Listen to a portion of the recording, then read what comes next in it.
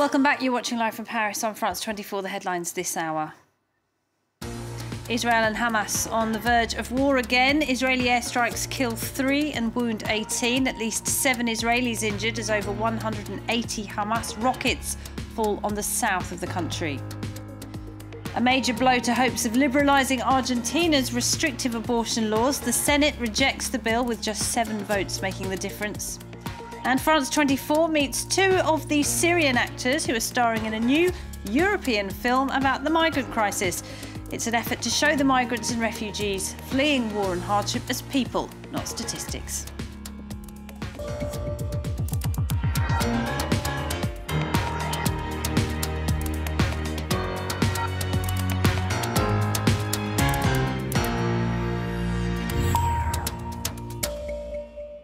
First, though, Israel and Hamas continue to exchange fire despite a brief pause in hostilities. An Israeli airstrike has flattened a building in Gaza, injuring at least 18 Palestinians.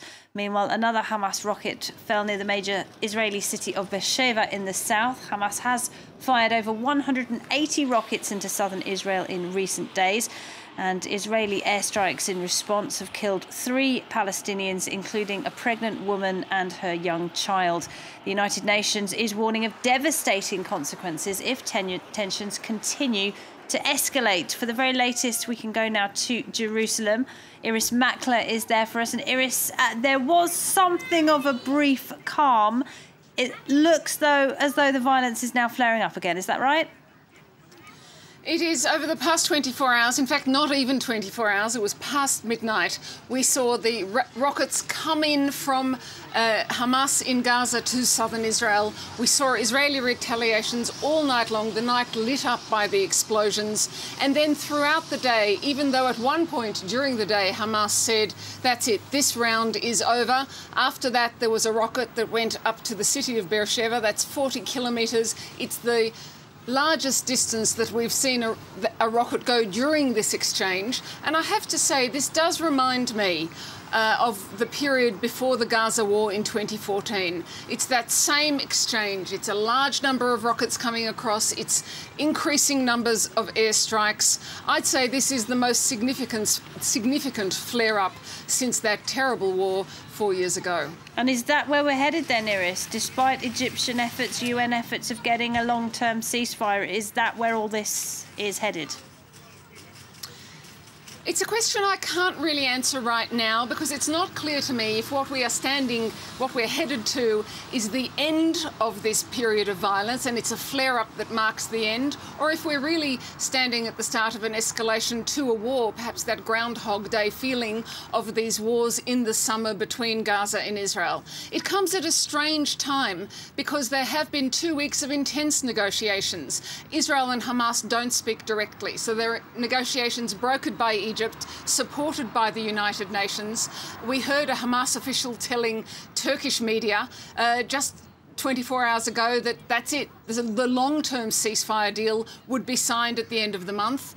And then we see this. So it's very hard to predict, but the next, I think, 24 to 48 hours will be crucial.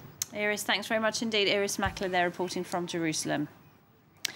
Now, there's international outrage over an attack by the Saudi-led coalition fighting Houthi rebels in Yemen. A school bus was hit by a coalition airstrike today and at least 29 children were killed, according to the Red Cross. Another 30 people were wounded.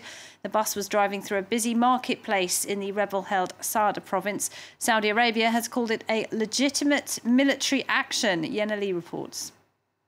A crater in the middle of a busy marketplace. This is where a missile landed on Thursday, killing dozens of people, including young children, on a school bus.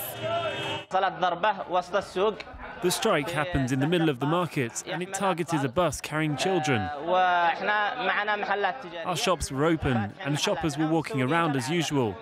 All those who died were residents, children and shop owners. Local hospitals filled up with the dead and the injured as medical personnel were overwhelmed once again with a deadly attack. Aid groups who operate in the area condemn the assault. The International Red Cross Hospital in Al Tal received 30 dead and 48 injured, of which the vast majority were children. Children shouldn't pay the price for a very adult war. Houthi rebels control parts of the western regions of Yemen. They have been at war with the internationally recognized government since 2015. A Saudi-led coalition backs the official regime. Just last week, they bombarded the rebel-held port city of Hodeidah, killing at least dozens. The coalition accuses Houthis of using children as human shields. Their spokesman said, "The attack in Saada was a legitimate military operation and was carried out in accordance with international humanitarian law." The coalition says they targeted missile launchers responsible for an attempt to strike the Saudi city of Jazan last week. Meanwhile, over 10,000 people have died during Yemen's civil war. And with much of the country's infrastructure and health system destroyed, the UN says the conflict is the world's worst humanitarian crisis. A huge disappointment to those fighting for women's rights in Argentina now, where the Senate has rejected a bill to liberalise abortion laws. Just 7 votes made the difference. That decision prompted clashes between pro-choice activists and police on the streets of Buenos Aires. Sanam Chantier has the story. Bottles being thrown, protesters kicking a fence next to Congress, and local police using tear gas to disperse crowds. These are scenes of violence on the streets of Buenos Aires in the early hours of Thursday after the Senate rejected a bill to legalise elective abortion. On one side, pro-choice campaigners out to express their dismay. For years, they've been trying to get the bill passed in the predominantly Catholic nation.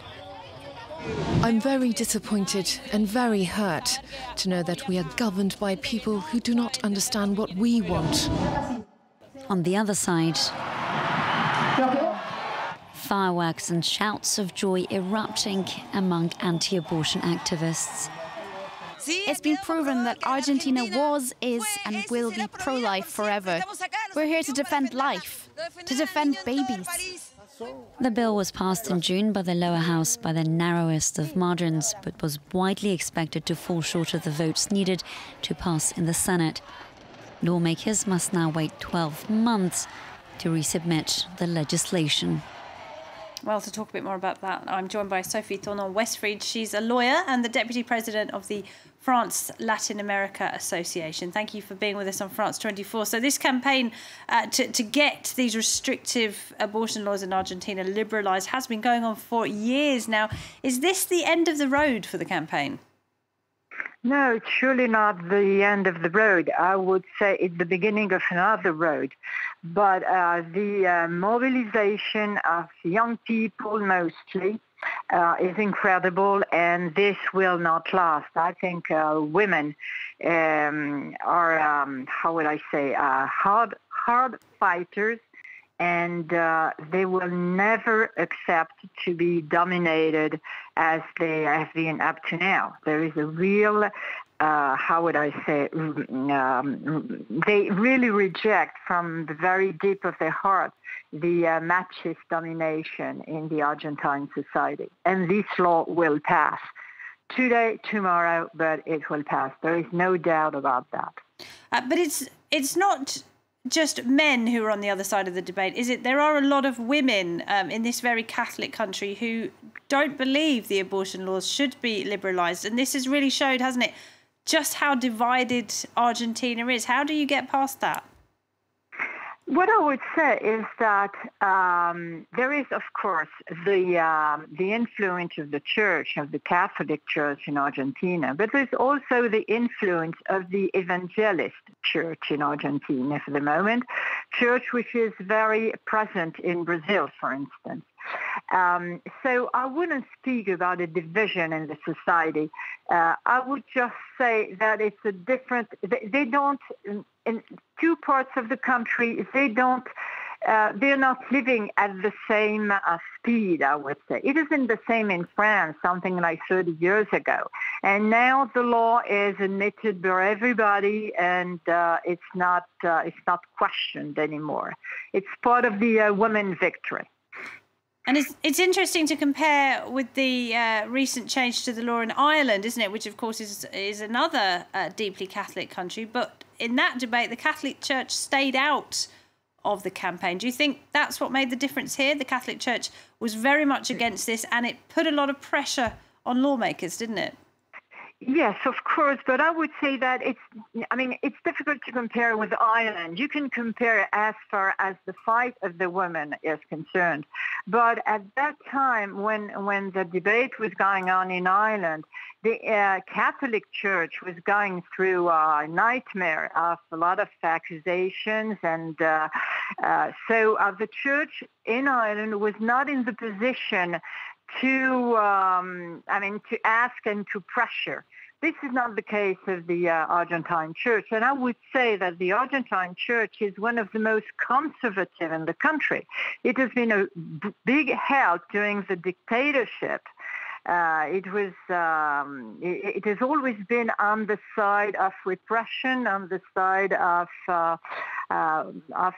going back instead of going ahead, except for a very, very small sector, small part of the Catholic Church. But it's an extremely conservative church. But I mean, what is going on now in Argentina is rather exceptional. I don't know a people who is able to march outside in the street. Something like 1 million women were outside in the Argentine street to claim for right to abortion. That's why this strength, this desire of liberation from women in Argentina won't last. It will keep on until within 1 year, when the project can be presented once more. All right. Sophie Donald-Westbury, we'll have to leave it there, but thank you very much indeed. Thank you. Another strong earthquake hit the Indonesian island of Lombok Thursday. Over 300 people have already been killed in a series of quakes that began over a week ago. People are now being told to brace for severe aftershocks. Radaba Abbas has more detail. It was just past midday in Lombok when the panic set in. A new wave of strong tremors rocked the tropical tourist island just 4 days after the 6.9 magnitude quake struck on Sunday. People ran into the streets as buildings and walls that were already in a fragile state started to collapse. We were in the car. When it started to shake due to the quake, we ran out. We were watching TV when the earthquake happened and we ran out. There are cracks in my walls since there have been so many earthquakes. So as a precaution, we had to run out. That's why we're afraid. Thursday's aftershock has added trauma for those that were burying relatives that had died in Sunday's quake. Hopes of finding further survivors amongst the wreckage are fading. A humanitarian crisis looms, with more than 150,000 people being displaced and in desperate need of clean water, food and shelter. An estimated 20,000 people in the island's remote northern areas are still waiting for aid. Indonesia is no stranger to seismic activity. It sits on the Pacific Ring of Fire, home to more than half of the world's above-water volcanoes, meaning it regularly has to weather natural disasters. A state of emergency has been declared on Lombok Island until the 11th of August. Authorities in Portugal are warning that wildfires in the Algarve region are set to burn for days, despite the efforts of hundreds of firefighters. The fires have been threatening this popular tourist region for over a week now, helped by record temperatures and strong winds. Across the border in Spain, firefighters are battling a blaze in Valencia. Authorities there are more hopeful. They say the fire that was started by lightning has now been stabilised. 10 people died in Spain during record temperatures as part of last week's heat wave. French and German film directors have put together a film about Europe's migrant crisis. The aim is to see the migrants and refugees as people, not as statistics. Most of the actors have themselves lived through extremely difficult times. France 24 has met 2 of them. They're from Syria, where they were famous actors before the war. They then stood up against the Assad regime. Aurore Dupuis has this report. Action. 467 sur 2, troisième. Last day of shooting for the crew. After Greece and Germany, now Paris, filming a scene about a Syrian family in exile. Imagine the lamppost over there is the Eiffel Tower. It's beautiful. But fiction is a reality for two of the main actors. Jalal Al-Tawil and Maxime Khalil have fled Damascus, finding refuge in France. My character's life isn't exactly the same as mine, but like all Syrians, we do have similarities, in the sense that I was forced to flee my country to protect my family, my children. It's been a real challenge for me. Many of the scenes in the show were overwhelming, especially the ones where we talk about torture and suffering. Far away from home, Jalal and Maxime have had to learn French, adapt to the European culture, and find a job. Do you think the series should have a more powerful ending? Yes, but not necessarily violent. The two actors are well known for their stance against Bashar al-Assad's regime.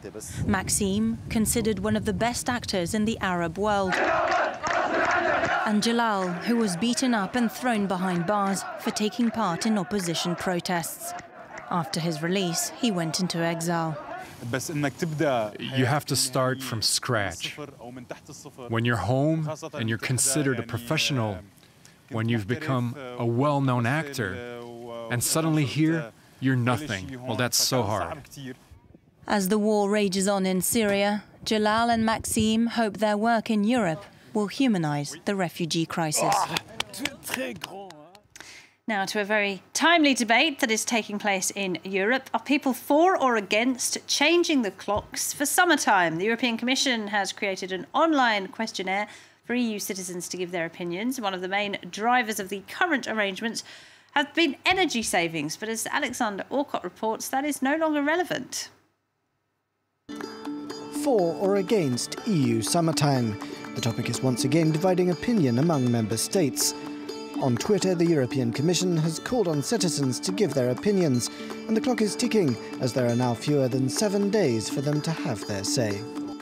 Because our northern member state, and it's true that the impact is not the same if you are in Finland or if you are in Greece. But what is important is that we keep the unity of the common market on that, because if one member state decides to change at one moment and on another moment, it will be much too complicated and also cost money. Summertime hours were initially introduced to save energy, but today the overall effect has become marginal. It's the equivalent of unplugging 800,000 households, economising just 0.07% of annual consumption. Another key reason is road safety, although the EU Commission says the evidence on this remains inconclusive. Changing the current arrangements would require a unanimous decision from all EU member states, and the vote is set to take place next Thursday.